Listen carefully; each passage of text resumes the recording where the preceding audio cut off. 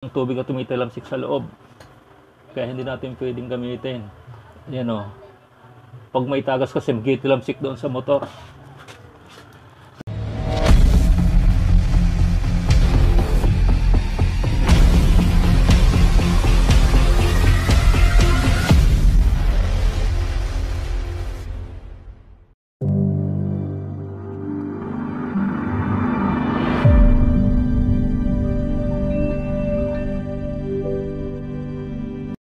Meron tayong i-check up na washing machine. Ang problema daw dito, may umusok daw sa likod ng washing machine.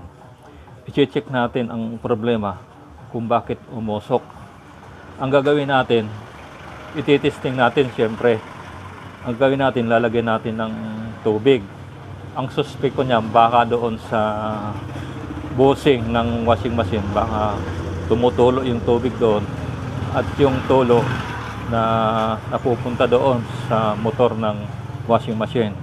Ang una natin gagawin para matesting natin to, lalagyan natin ng tubig yung washing machine. Yan, lagyan natin ng tubig, titesting natin.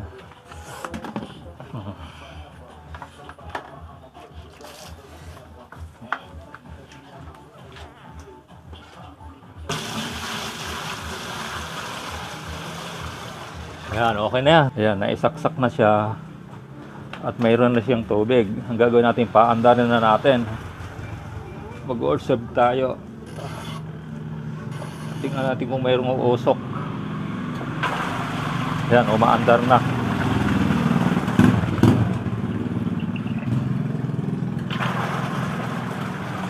Umaandar na.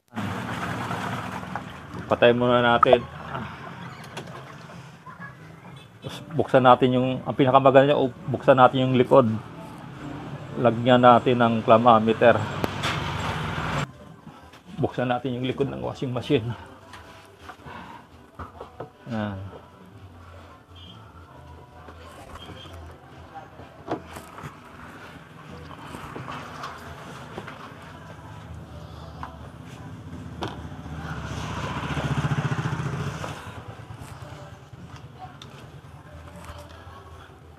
Buksan natin to.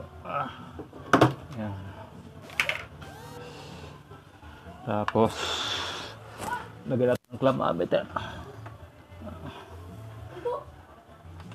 Ito na yan.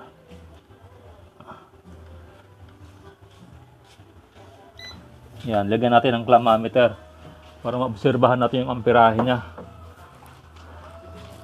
Saksak na natin. Yan. Yan, tingnan natin kung mayroong uusok doon sa loob. Okay naman yung kanyang amperahe.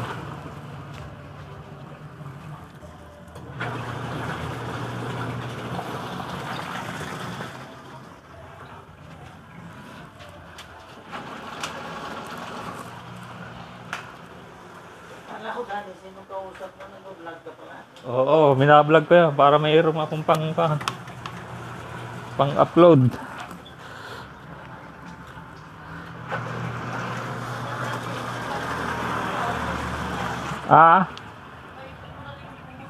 Oo, titesting ko mamaya.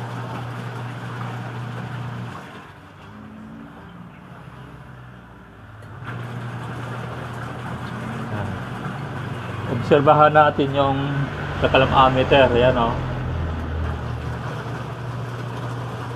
Ilang amperahe yan, mababa lang. Tingnan natin. Naglalaro lang sa 0.7 and 0.8. Wala kasi siyang load. Kaya ganun siya kababa. Pag nagkaroon ng load yan, tataas ang amperahe niyan. Yan o. Okay siya. Wala naman umuusok. Tingnan natin yung loob kung mayroong tubig na tumutulo doon sa bushing ng washing machine. Tingnan natin kung mayroong nagtitilamsik sa loob. Sindihan natin yung ilaw. Obserbahan natin yung loob kung mayroong kung mayroong tagas, kung mayroong tumatagas sa tubig. Wala naman. Okay naman siya. Ayun, may tumatagas sa tubig. Nababasa yung motor.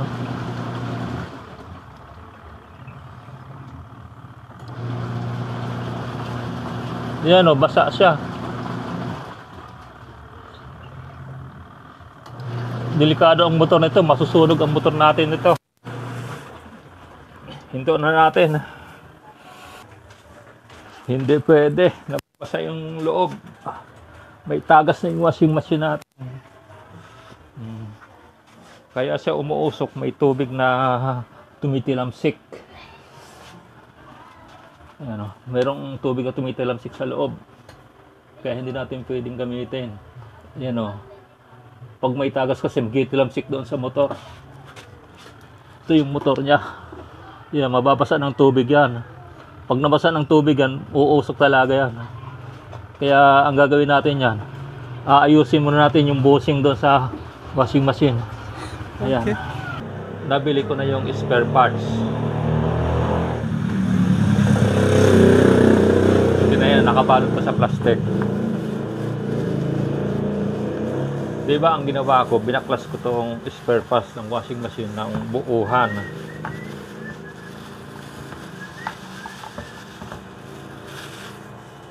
Dahil sa nahihirapan akong tanggalin yung itong spare parts ng washing machine, binuo ko na lang siya ng buo. Kasi ang bala ko, bibili lang ako ng mga pera-peraso. Pero pagdating ko sa tindahan, hindi pala pwedeng bumili ng pera-peraso. Ito yung luma niyang spare parts. Binaklas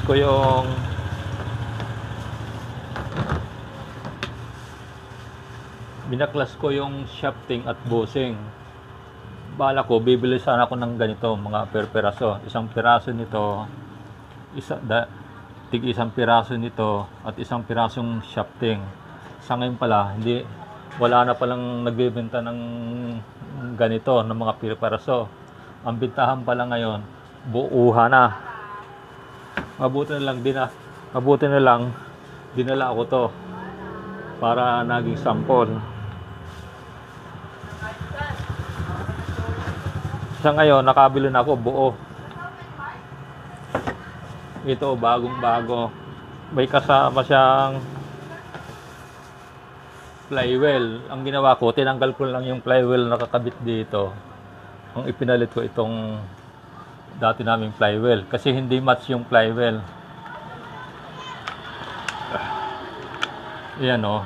Yung kasamang flywheel malaki. Tapos yung luma maliit. Kaya hindi pwede sa washing machine namin. Kasi yung pan belt naman hindi kakasya. Kaya ang ginawa ko, pinalitan ko na ng flywheel. Ikinabit ko na yung lumang flywheel. Ito yung bago, tinanggal ko lang. Dati kasi, tinatanggal ko tong nut, hindi ko matanggal-tanggal. Kaya ang ginawa ko, dinala ko na lang. Kasi doon sa aking trabaho, kumpleto akong mga pangtanggal. Dito sa bahay, limited lang yung aking mga tools. Kaya ang ginawa ko, dinala ko na lang. Mabuti, dinala ko itong spare parts na to. Ito. Mabuti, dinala ko ito at nakabili na ako. Kung hindi, babalik pa ako muli. Maghihintay na naman ng 1 week.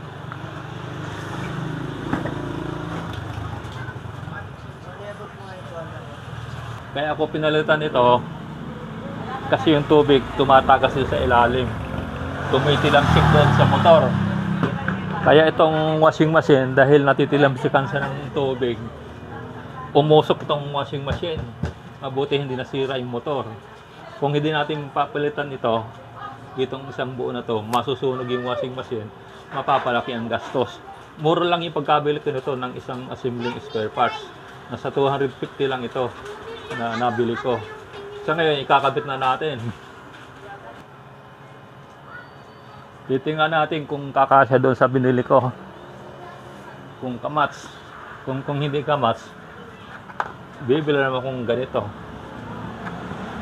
Tingnan natin kung kakasya. Ayun, kasya. O, tuloy ang pag-aayos natin ng washing machine. Ito na ngayon, patutumbahin na natin. Yan, nang magkakabitan na.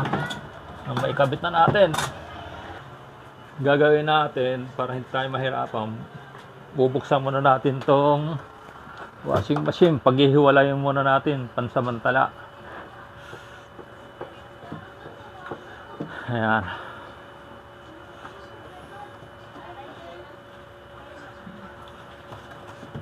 Sabagay, maganda na yung naka-assemble na yung spare parts. Hindi na ako maghihirap sa paggawa. Isasalpak ko na lang siya.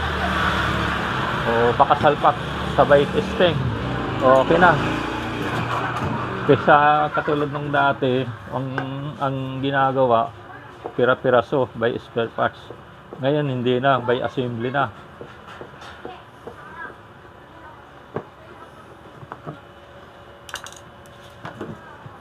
Tatanggalin natin ito. Hindi natin yung mapaghihiwalayan.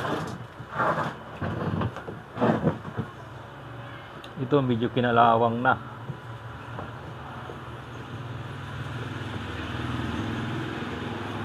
Pag hindi natin ito tinanggal, mahirapan tayong ikabit yung spare parts na yon. Gearbox ang tawag doon sa binili nating spare parts. Kasi ang laman niya mga gear lang.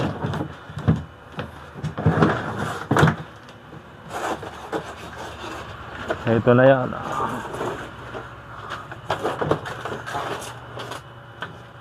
Ayan. Pwede natin siguro itong paghiwalayin. Ito. Paghiwalayin muna natin to. Medyo nasunog na yung wire. Oh. Ito rin siguro yung umusok kasi nababasa siya. Dumikit na. Ito okay siya. Ang gagawin natin to, itong nasunog na to, tatanggalin ko na to. Nasunog na oh. Kapag hindi natin ito tanggal, uusok mo naman yan uli. Hindi na matanggal. Kumapit na. Nasunog na kasi siya oh.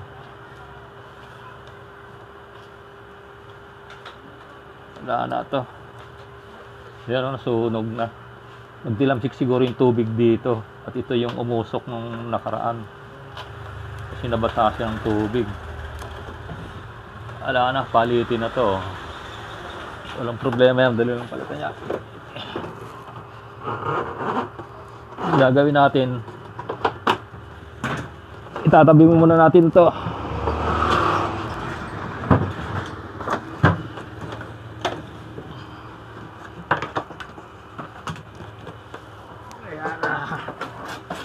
Ngayon, hindi tayo mahirapan na maibalik yung gearbox. Sana yung gearbox natin. Ito na yung gearbox. Kakabit na natin.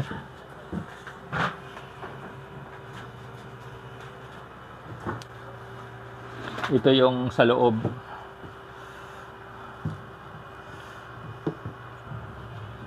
Itong goma. Ito yung magsisilbing water seal. Yan o. Pag naipit yan, hindi natatagos yung tubig.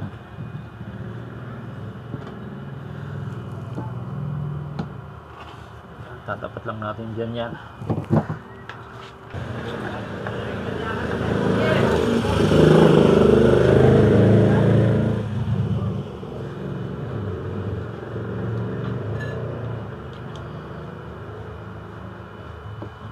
Ano. Kung hindi natin tinanggal, mahirapan tayo bisa uli. Ito na yan. Panghuling screw. Ilalagay na natin.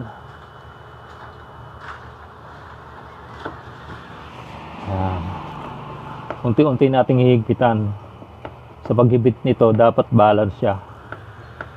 Babalansin natin. Para lapat na lapat. Kapag hindi mo may sauli ng lapat na lapat yan, tutulo din yung tubig yan. Tatagas din yung tubig.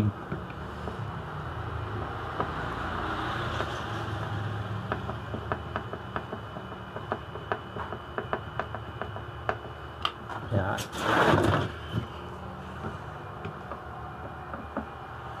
Yan. Oh.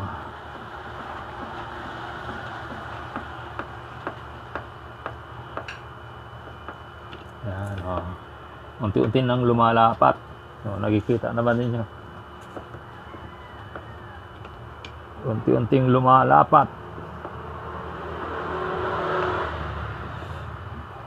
Yan. Higpitan na natin.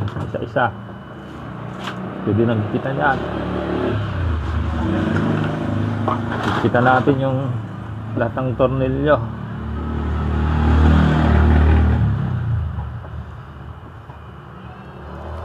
Ito, hindi man ang pwedeng pakahigpitan ng gusto. Baka malustred naman kasi plastic lang to. Hindi ito metal. Yan, pag matigas na, huwag lang pilitin. Tulad yan, matigas na. Huwag natin pilitin. Pilitin natin to dito. Yan, ganito, matigas na.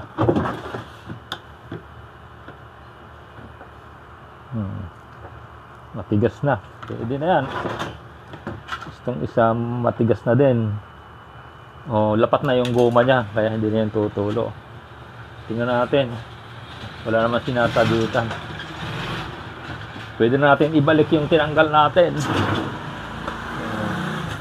Mabuti natatanggal ang ilalim nito. Yung ibang washing machine hindi natatanggal yung ilalim. Sasauli na natin ito ngayon. Ito, wag natin kalimutan na wag isuot.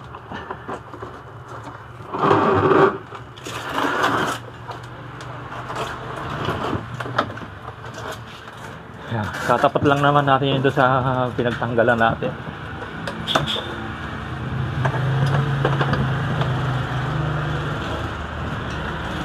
May mga guide naman yan. Susundan lang natin yung mga guide niya. O, di ba? Napakadali lang. Apat na tornilyo, sasauli natin, oh.